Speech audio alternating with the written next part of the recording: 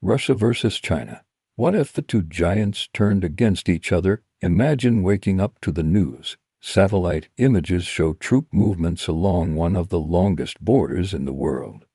Russian armored divisions rolling east, Chinese missile systems shifting north. No warning. No announcement. Just silence. And tension thick enough to choke the planet. For decades, Russia and China have been strategic partners. They share trade agreements, military exercises, diplomatic alignment against Western influence.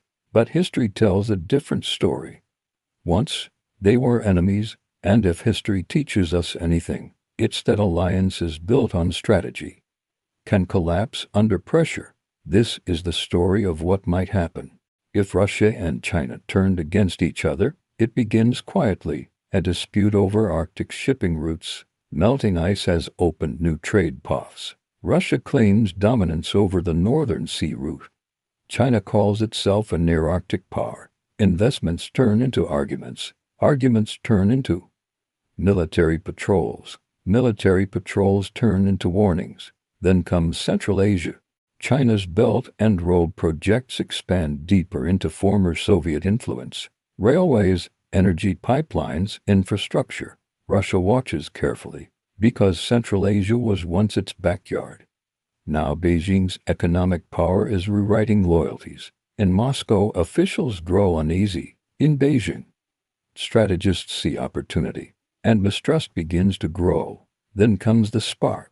A cyber attack cripples a Russian energy grid near the Siberian border. Hospitals go dark. Military communications falter. Oil exports freeze. Russian intelligence traces the attack to servers connected to Chinese networks. China denies involvement, calls it a false flag. But Russian media erupts. National pride ignites. Troops begin mobilizing near the border. China responds with defensive drills. And the world watches in disbelief.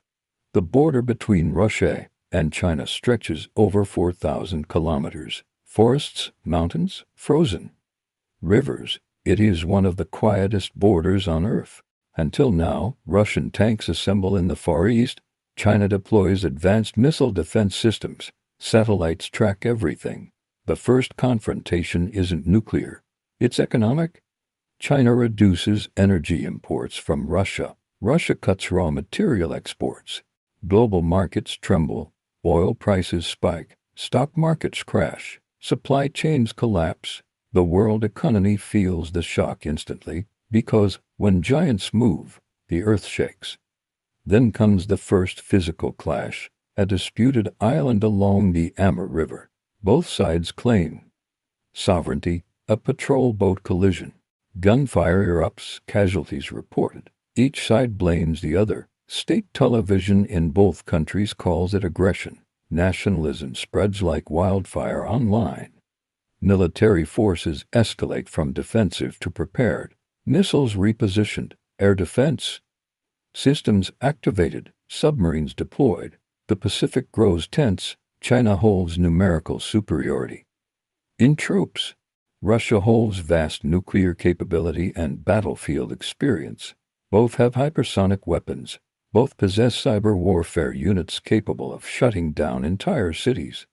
The battlefield would not just be land, it would be space, satellites targeted, communication, networks jammed, GPS systems disrupted. Modern warfare is invisible until it isn't, and when it becomes visible, it becomes catastrophic. If full war broke out, the initial battles would likely erupt in the Russian Far East. China could attempt rapid territorial pushes.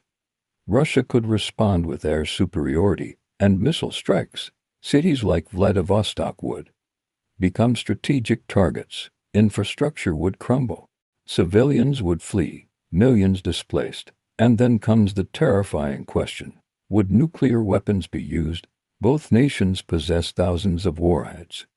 Even a limited exchange would devastate Asia. Radiation clouds would not respect borders. Global temperatures could drop. Food shortages would follow. The entire planet would suffer.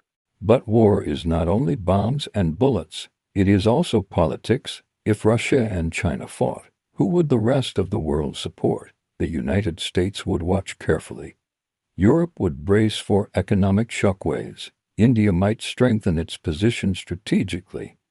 NATO would increase readiness. Global alliances would shift overnight. This wouldn't be just a regional war. It would redraw the map of global power. Energy markets would collapse. Technology exports halted. Rare earth supply chains severed. Food prices skyrocket. Billions affected. Because China is the world's manufacturing hub, and Russia is one of the world's largest energy suppliers. When both collide, the global system fractures. But here's the deeper truth. Both nations understand this, both governments know the cost, and that's why open war remains unlikely. Because in today's world, total war between nuclear powers means mutual destruction. Instead, conflict would likely remain in shadows, cyber attacks, proxy battles, economic pressure, strategic positioning, a cold war between giants, not fire, but ice. So what would really happen? The world would enter a new era. Trust shattered, markets unstable, military budgets increased, diplomacy strained, and humanity would once again walk the edge of history. Because when superpowers clash, the future changes. But here is the final thought. The real war isn't always fought with tanks. It's fought with influence, technology, economics, information. And the winner isn't always the one with the bigger army. It's the one who controls the future. And maybe, just maybe, the greatest power move is choosing not to fight at all.